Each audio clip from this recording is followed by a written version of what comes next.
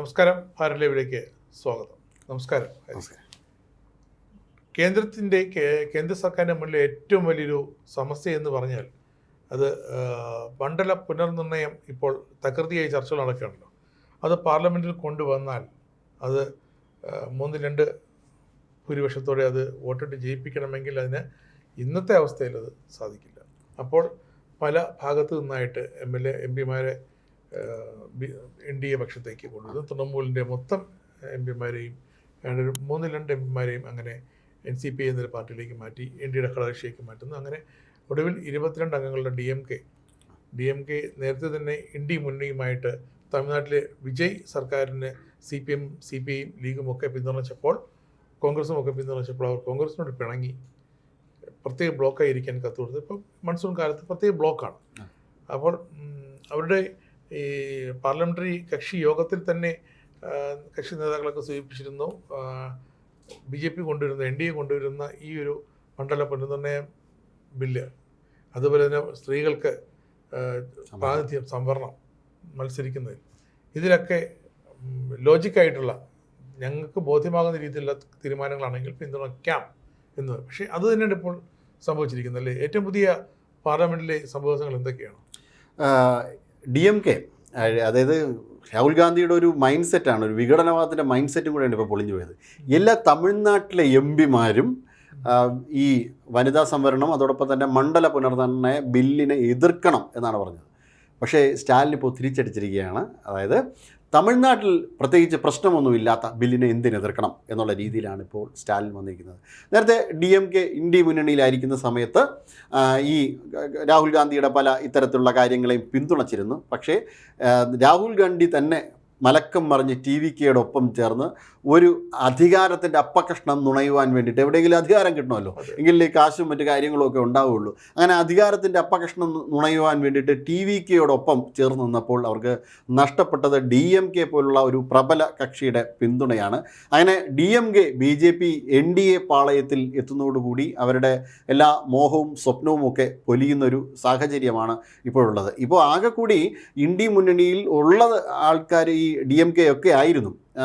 മറ്റേ ആൾക്കാരില്ല. ഇപ്പോൾ തൃണമൂൽ കോൺഗ്രസിൻ്റെ കാര്യം എടുത്തു കഴിഞ്ഞാൽ അവരുടെ ഒരു പ്രശ്നം കാരണം തന്നെ മൊത്തത്തിൽ പൊലിഞ്ഞു പോയി.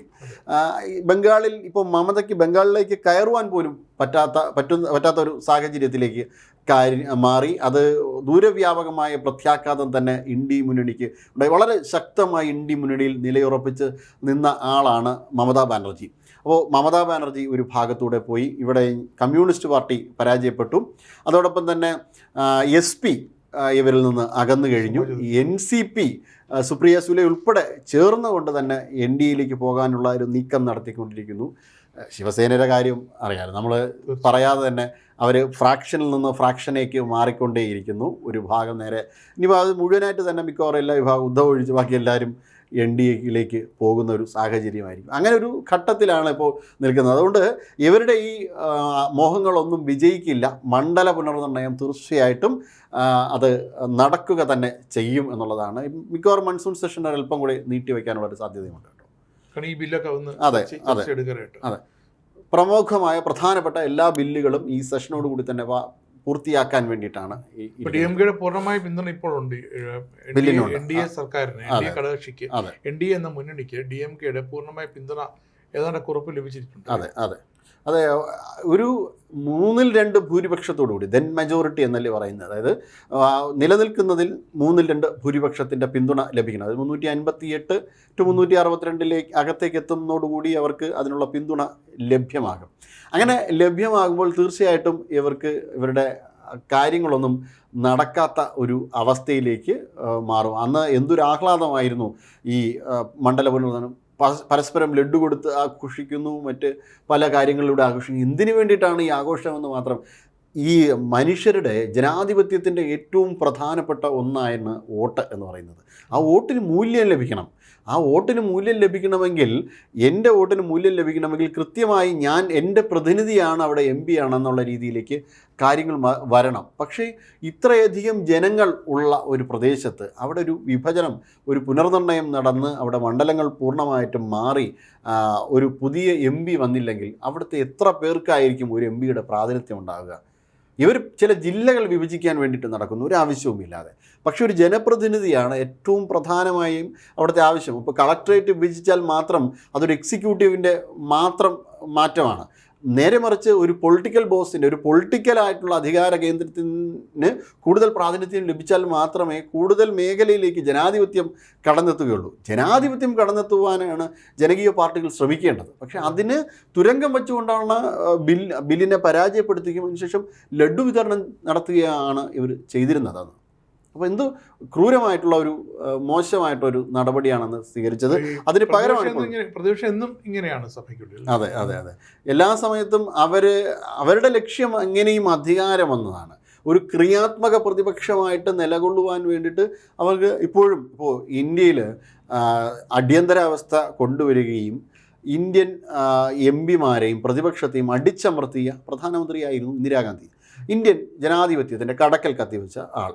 പ്രതിപക്ഷത്തിനോട് ഒട്ടും തന്നെ ബഹുമാനമില്ല. പക്ഷേ ആ ഇന്ദിരാഗാന്ധി പോലും ഒരു നല്ല തീരുമാനം കൊണ്ടുവന്നപ്പോൾ, അതായത്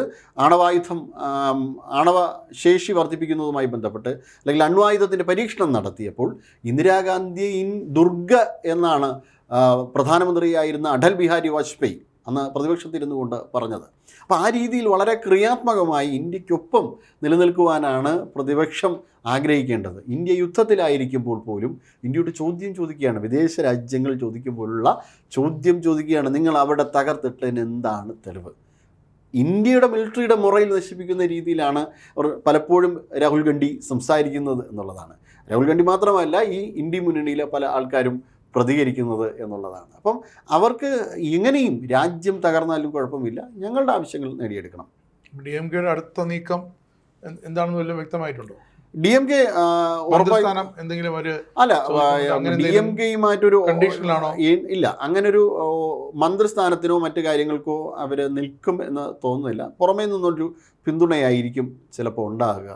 അതിനുശേഷം, കാരണം പൂർണ്ണമായും നമുക്ക് DMKയെ വിശ്വസിക്കാനും അല്ലെങ്കിൽ കൂടെ കൂട്ടാനും പറ്റില്ല. കാരണം കഴിഞ്ഞ കാലങ്ങളിലൊക്കെയും തമിഴ്നാട്ടിൽ അവർ നടത്തിയ ചില പ്രകടനങ്ങളും അഭിപ്രായ പ്രകടനം, പ്രത്യേകിച്ചും തിരുപ്പറംകുன்றവുമായിട്ട് ബന്ധപ്പെട്ടും ഹിന്ദു വംശഹത്യ പരാമർശം ഉൾപ്പെടെ നടത്തിയൊരു പാർട്ടിയാണ്. പക്ഷേ അവരുടെ പിന്തുണ നമുക്കൊരു നല്ല കാര്യത്തിന് വേണ്ടിയിട്ട് കിട്ടുകയാണെങ്കിൽ തീർച്ചയായിട്ടും അതൊരു വളരെ നല്ല കാര്യം തന്നെയായിരിക്കും. അതല്ലാതെ പൂർണ്ണാർത്ഥത്തിൽ നമുക്ക് DMK ചേർത്ത് നിർത്താൻ പറ്റുന്ന ഒരു വിഘടനവാദം ഉണ്ടാക്കുന്ന, ഒരു തമിഴ് പ്രാദേശികവാദം ഉണ്ടാക്കുന്ന ദ്രവിഡിയൻ രാഷ്ട്രീയത്തിൻ്റെ ഒരു വേറൊരു മുഖമാണ് അവർ.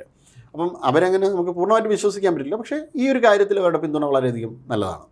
എന്തായാലും ദേശീയ രാഷ്ട്രീയത്തിൽ പുതിയ DMKയുടെ അടക്കമുള്ള ഈ പുതിയ നീക്കം അത് നമ്മുടെ രാഷ്ട്രത്തിൻ്റെ ദേശീയത ഒന്നുകൂടി ഊട്ടിയുറപ്പിക്കുന്ന ഒന്നാകട്ടെ എന്ന് നമുക്ക് പ്രതീക്ഷിക്കാം.